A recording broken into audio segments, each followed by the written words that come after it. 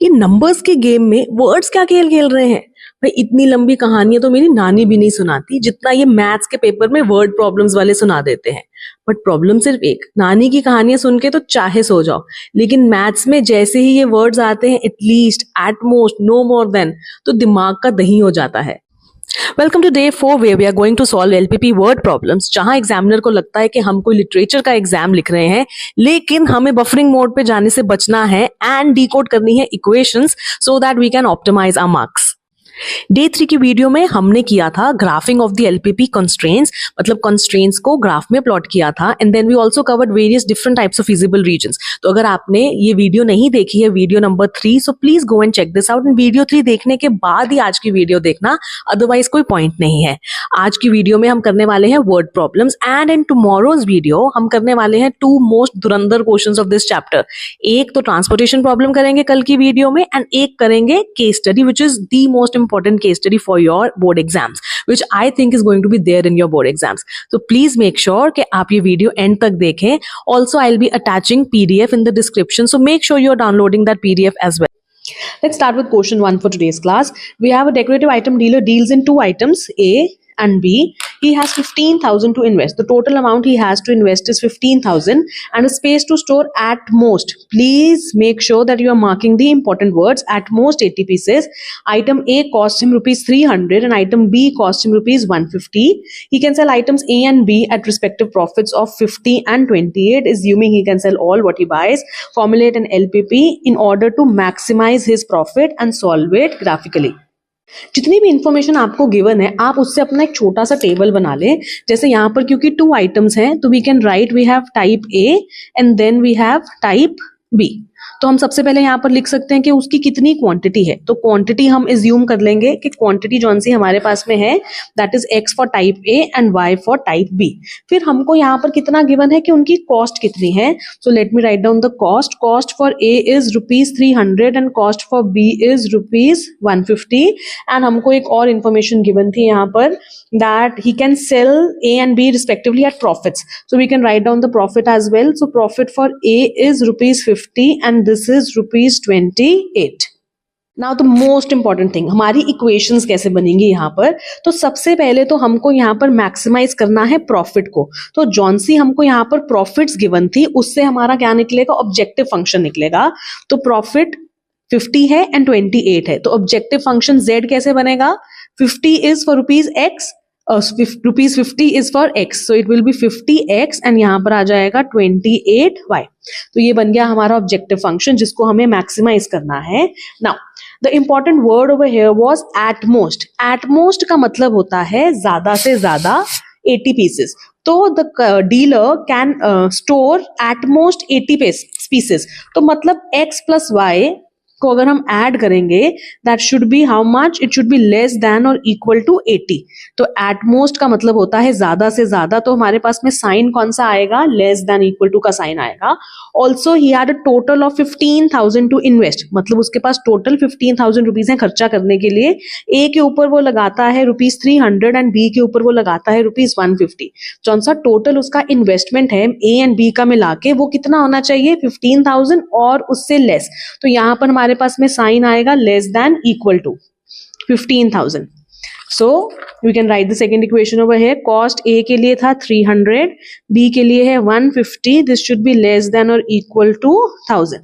लेकिन इतनी बड़ी इक्वेशन को सॉल्व नहीं करेंगे, आप इसमें से कॉमन ले लो 150, तो we will be left with 2x plus y less than और इक्वल टू 100। तो हमारे पास में 2 इक्वेशंस बन गई। वी हैव 2 कंस्ट्रेंट्स, एक ये है and constraint non negative constraint वो आपने खुद से लिखना है, which is x and y is greater than और इक्वल टू 0। यहां तक हमने फॉर्मुलेट कर लिया LPP।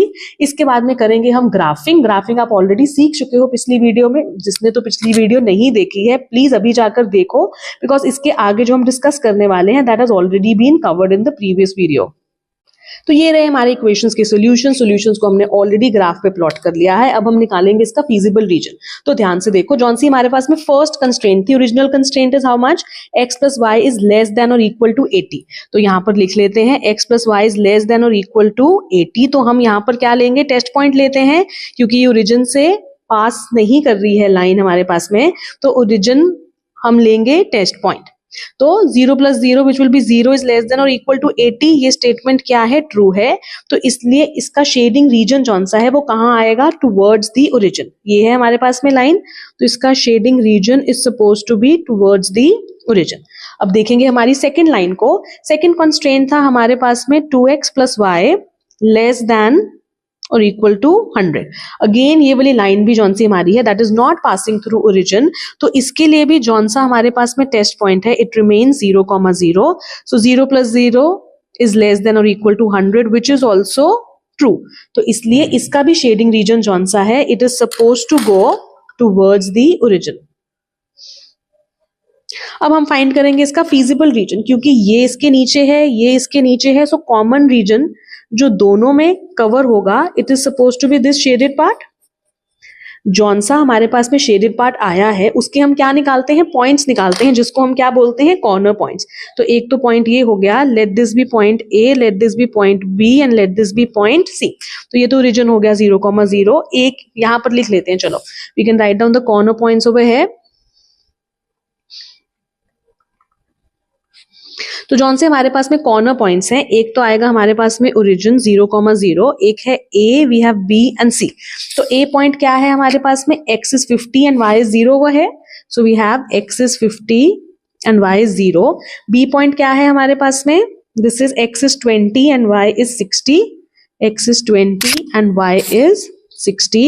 एंड सी पॉइंट क्या आएगा हमारे पास में, इट इज दिस पॉइंट। तो यहाँ पर x is how much, it is supposed to be, yeah, it is 80, right?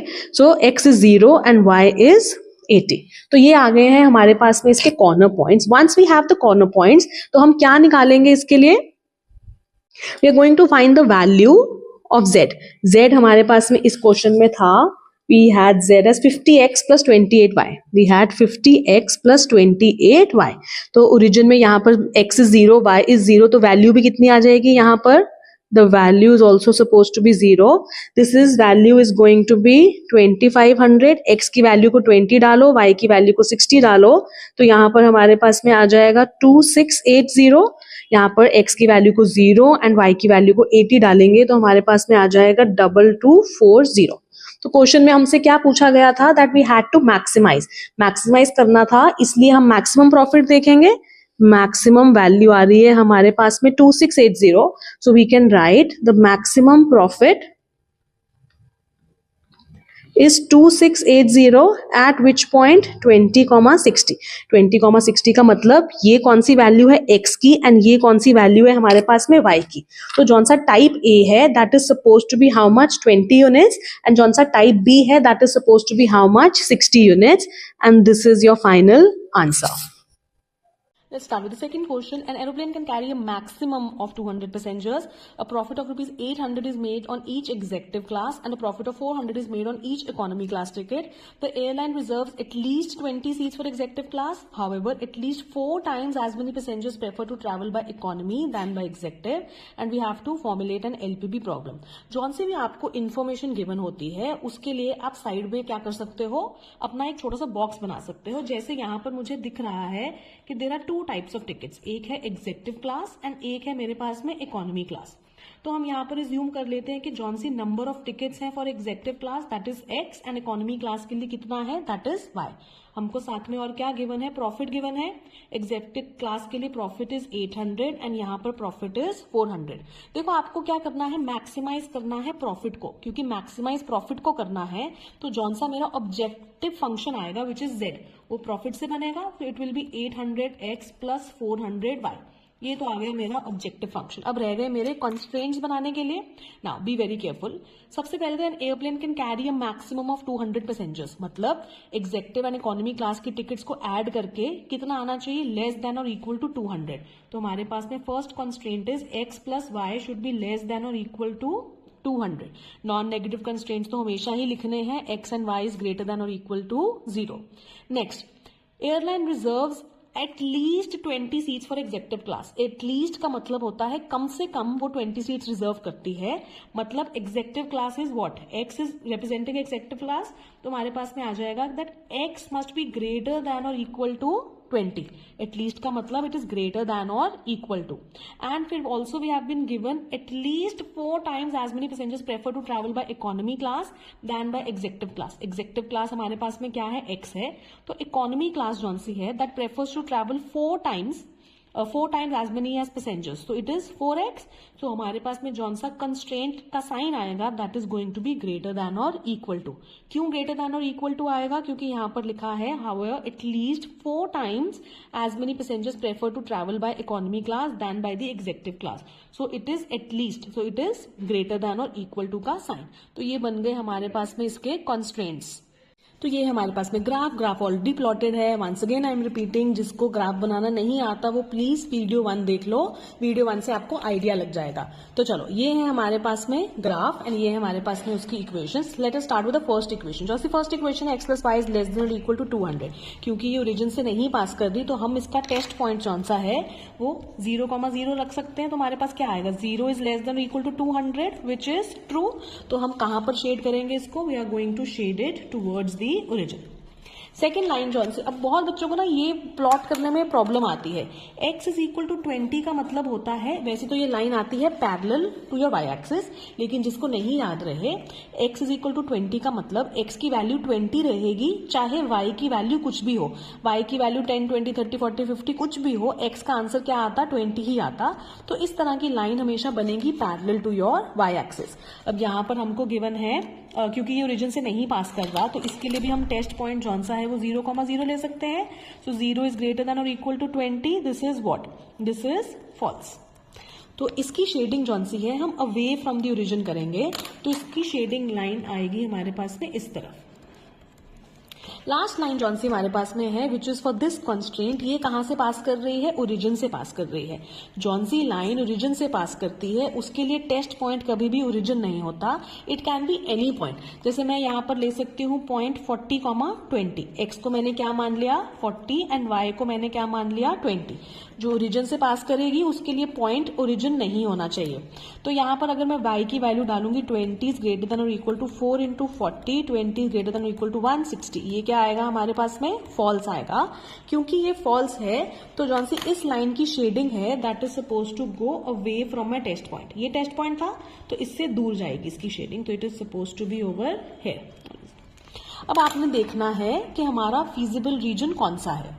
तो अगर आप ध्यान से देखोगे इसकी शेडिंग ऊपर है, इसकी नीचे है और इसकी यहां पर है. तो हमारा फीजिबल रीजन ये वाला पोर्शन आएगा. That is it. क्योंकि फीजिबल रीजन आ गया तो हमारे पास में 3 इसके कॉर्नर पॉइंट्स आ गए. Let me just write down the corner points. तो कॉर्नर पॉइंट्स हमारे पास में आ जाएंगे. We have A, B and C. तो A पॉइंट कौन सा है, x is 20, y is 80. B point आएगा हमारे पास में 40,160 एंड C पॉइंट आ रहा है हमारे पास में 20,180. So this is 20,180. अब इन पर हम क्या करेंगे, वैल्यू निकालेंगे. वैल्यू किसकी निकालेंगे, ऑब्जेक्टिव फंक्शन की. And objective function is 800x plus 400y. तो वैल्यूज डालने पर हमारे पास इसका आंसर आ जाएगा 48,000. This is suppose to be 96,000 and this is suppose to be 88,000. बस ये वाली x की वैल्यू इसमें डालनी है, ये वाली y की वैल्यू इसमें डालनी है. You will get your answer. क्योंकि क्वेश्चन में हमसे पूछा गया था मैक्सिमम प्रॉफिट. तो मैक्सिमम प्रॉफिट हमारे पास में कितना आ रहा है, it is 96,000 rupees at the point B which is 40,160. मतलब ये किसकी वैल्यू है, x की वैल्यू. ये किसकी वैल्यू है, y की value. And x was representing executive class and y is representing economy class. तो 40 टिकट्स जौन सी हैं वो एग्जेक्टिव क्लास की होनी चाहिए एंड 160 टिकट्स इकोनॉमी क्लास की होनी चाहिए. देन मेरे पास में जौन सा प्रॉफिट है दैट विल बी मैक्सिमम. चलिए देखते, ये वाला क्वेश्चन देखने में थोड़ा सा टिपिकल है but will solve along. There are 2 types of fertilisers F1 and F2. F1 consist, चलो साथ साथ में इन्फॉर्मेशन को प्लॉट भी कर लेते हैं. हमारे पास में 2 टाइप ऑफ फर्टिलाइजर्स है F1 एंड F2. तो हम सबसे पहले तो उनकी क्वांटिटी मान लेंगे. तो क्वांटिटी हम मान लेते हैं यहाँ पर it is x and this is y. F1 consists of 10% nitrogen and 6% phosphoric acid. तो हमारे पास में क्या आने वाला है, वी हैव नाइट्रोजन एंड हमारे पास में फॉस्फोरिक एसिड है। तो F1 के पास है 10% nitrogen and 6% phosphoric acid and F2 के पास है 5% nitrogen and 10% phosphoric acid. After testing the soil condition, a farmer finds that it needs at least 14 kg of nitrogen and 14 kg of phosphoric acid. If F1 cost, तो यहाँ पर cost लिख लेते हैं, cost is ₹6 per kg, तो हमारे पास में क्वांटिटी यहाँ पर कितनी है, kg है, एंड F2 की कॉस्ट है ₹5 per kg. We have to find out how much of each type of fertilizer should be used so that the nutrient requirements are met at a minimum cost. हमको क्या करना है, minimise करना है यहाँ पे, and we also have to find out the minimum cost. तो चलो हमारे टेबल को इक्वेशंस के अंदर कन्वर्ट करते हैं. सबसे पहले क्योंकि हमको कॉस्ट को मिनिमाइज करना था, तो जौन सा हमारा ऑब्जेक्टिव फंक्शन है वो आ जाएगा यहाँ पर 6x + 5y. नाउ नाइट्रोजन के लिए हमारे को कंडीशन गिवन था यहाँ पर कि at least 14 kg of nitrogen is required, which is at least 14 kg. तो ये हमारे पास में आ जाएगा 10% of x + 5% of y. At least का मतलब क्या होता है, इट इज ग्रेटर देन और इक्वल टू 14. लेकिन हम इसको कन्वर्ट करेंगे, let this be 10/100 and this is 5/100y greater than equal to 14. अब यहाँ पर एलसीएम 100 लेकर वो 100 इधर मल्टीप्लाई हो जाएगा, एंड अब आप यहाँ से क्या कर सकते हो, कॉमन ले सकते हो. तो जब हम यहाँ पर कॉमन लेंगे तो हमारे पास में कितना आ जाएगा, this is 2x + y greater than और इक्वल टू 280. तो 5 हमने कॉमन ले लिया, ये हमारे पास में इक्वेशन आ गई. एंड सेकंड हमारे पास में जौन सा फॉस्फोरिक एसिड है उसके लिए भी कंडीशन कितना है, एटलीस्ट 14 kg. तो फॉस्फोरिक एसिड के लिए भी हमारे पास में इट इज 6% एंड 10%. सो 6% of x + 10% of y that is also greater than equal to 14. नीचे 100 लिख लेंगे, दिस इज ऑल्सो 100. एलसीएम लेकर, denominator same, numerators are directly added. ये 100 इधर चला जाएगा, एक्सक्यूज मी, एंड यहां से हम 2 कॉमन ले लेंगे. We'll have 3x + 5y greater than और इक्वल टू 7000. ये 2 मेजर कंस्ट्रेंट्स आ गए हमारे पास में, एंड इसके साथ में आप नॉन नेगेटिव कंस्ट्रेंट्स भी लिखेंगे, which is x and y is greater than और इक्वल टू 0. सो हमारे पास में इक्वेशन के सोल्यूशंस हमने ऑलरेडी निकाल लिए हैं, ग्राफ ऑलरेडी प्लॉटेड है. अब देखो फर्स्ट कंस्ट्रेंट के लिए हमारे पास में टेस्ट पॉइंट 0,0 था, ये फॉल्स आया, तो we are going to shade away from the region. And second line के लिए भी हमारे पास में फॉल्स आया है, therefore we are going to shade away from the origin. तो यहां पर हमारे पास में कौन सा कॉमन फीजिबल रीजन है, it is this unbounded region. तो अनबाउंडेड रीजन के लिए हमारे पास में ये पॉइंट्स आ गए. One is this point, second is this and third is this one. अब देखो ये वाला पॉइंट निकालना बहुत इजी है. यहाँ पर क्या है, x की वैल्यू 100 है एंड y की वैल्यू इज 80. लेट मी से this point is b, this point is a and this point is c. तो हमारे पास में जौन से कॉर्नर पॉइंट्स हैं, यहाँ पर a की वैल्यू अभी लिखते हैं, b की वैल्यू आई है हमारे पास में 180 एंड c की वैल्यू जौन सी है हमारे पास में, which is this, it is x is 0 and y is 280. अब देखो ये वाला पॉइंट निकालने के लिए यू फिगर आउट 200 to 240 है, तो इसका जौन सा 5 डिविजन्स के बाद में पॉइंट आएगा, that is going to be 220. अब ये पॉइंट है 220 से लेकर 240 तक कितनी डिविजन्स है हमारे पास में, 5 डिविजन्स है, 20 का गैप है, तो 20 डिवाइड बाय 5 इट इज 4. तो हर डिवीजन अप्रोक्सीमेटली 4 डिवीजन से बढ़ जाए, 4 नंबर से बढ़ जाएगी. This is 220, this will be 224, this will be 228 and this will be approximately 232. तो I am going to go कि दिस पॉइंट जौन सा है ए पॉइंट है, यहाँ पर x की वैल्यू 232 है एंड y की वैल्यू 0 है. तो आप हल्का सा डिफरेंस आता है, कभी कभी लाइन मोटी हो जाती है, थोड़ी थिक एंड पेंसिल होती है, तो आपका 233 आ सकता है, आप उसको 234 लिख सकते हैं, आप उसको पॉइंट्स में लिख सकते थे, दैट डज नॉट मैटर. ये एग्जैक्टली 232 नहीं भी हो सकता है यहाँ पर, बट कभी भी पेपर में आंसर आपका इस वैल्यू के ऊपर डिपेंड नहीं करेगा. बट क्योंकि अक्सर बच्चे इस पॉइंट पर कंफ्यूज हो जाते हैं, तो यहाँ पर मार्क्स लूज हो जाते हैं. तो अब हमारे पास में है objective function. Objective function was given to be it is 6x + 5y. तो यहां पर हम क्या डालेंगे, वैल्यूज डालेंगे. तो जब हम वैल्यू डालेंगे यहाँ पर 232 into 6 आ जाएगा हमारे पास में. Just a second, it is suppose to be how much, approximately 1392 आ रहा है, जिसको हम अप्रोक्सीमेटली 1400 भी लिख सकते हैं, क्योंकि आसपास है 1400 के. इतना थोड़ा I know there is a difference, but आप 233 ले सकते थे। देखो अगर हम 233 लेते हैं उसको, तो हमारे पास में कितनी वैल्यू आ जाती है? This will be have been, it would have been 1398. तो you can take any value. 180 लेंगे तो हमारे पास में ये वैल्यू आएगी 1000 एंड यहाँ पर हमारे पास में वैल्यू आएगी इसकी 1400। क्वेश्चन में हमको क्या गिवन था? That we had to, okay just a second, yeah here is the question, we had to minimize the cost. क्योंकि हमको कॉस्ट मिनिमाइज करनी है तो मिनिमम वैल्यू कितनी आएगी आपके पास में? यहाँ पर मिनिमम वैल्यू इज 1000, बट ये मिनिमम वैल्यू है कि नहीं है that we'll have to check, क्योंकि हमारा फीजिबल रीजन जौन सा आया है it has come out to be an unbounded region. तो जब भी अनबाउंडेड रीजन होता है हमारे पास में एक एक्स्ट्रा स्टेप हो जाता है। जिसको नहीं क्लैरिटी है कि क्या एक्स्ट्रा स्टेप है, please check out the previous video. तो देखो हमारे पास में ये लास्ट स्टेप एक एडिशनल स्टेप है जब हमारे पास में रीजन क्या आता है? अनबाउंडेड रीजन आता है। जौन से हमारे पास में ऑब्जेक्टिव फंक्शन है उसको हम यहाँ पर लिखेंगे 6x + 5y, क्योंकि हमको क्वेश्चन में गिवन था कि हमको क्या करना है? यहाँ पर मिनिमाइज करना है। मिनिमाइज करना है इसलिए लेस देन का साइन लगाएंगे और यहाँ पर लिखेंगे मिनिमम वैल्यू जो मुझे यहाँ से मिली। मिनिमम वैल्यू कितनी है? 1000 है। आप इसको नॉर्मल इक्वेशन की तरह सॉल्व कर लो तो मेरे पास में यहाँ पर y की वैल्यू आ जाएगी 1000 - 6x / 5। तो हम इसके पॉइंट्स निकाल लेंगे।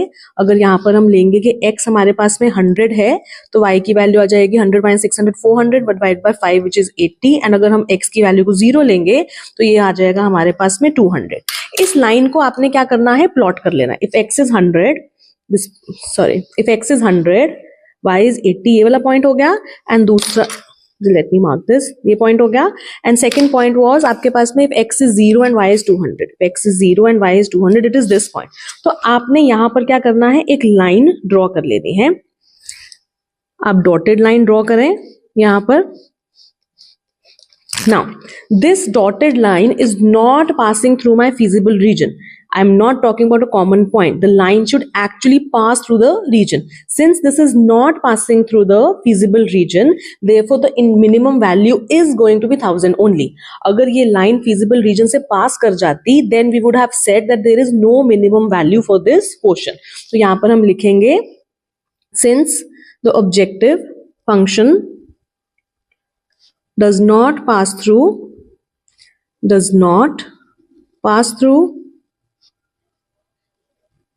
the feasible region,